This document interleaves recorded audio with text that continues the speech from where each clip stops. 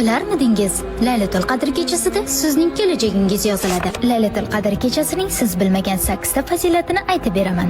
Ramazon oyining 16-epizodiga xush kelibsiz. Birinchisi, bu oyda Qur'on nozil bo'lgan. Bu haqida esa Qadr surasida ham yozilgan. Biz Qur'onni Qadr kechasida nozil qildik. Ikkinchisi, bu kecha 1000 oydan afzaldir. Qadr surasida ham bu narsa ko'rsatilgan.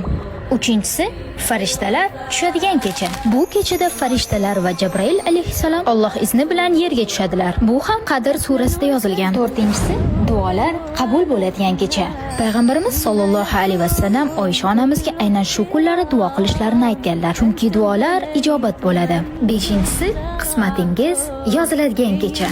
Qur'onning 44-oyatida har bir insonning qismati yozilishi aytilgan. Ibn Abbas radhiyallohu anhu rivoyatiga ko'ra, albatta Laylatul Qadr kechasida kelgusi yil ichida sodir bo'ladigan narsalar yoziladi. Tiriklar va o'liklar, rizq va hattoki haj qiluvchi inson ismi yoziladi. Subhanalloh. 8 va 9-sini opisaniyada o'qing. Yanada ko'proq ma'lumot uchun menga obuna bo'ling.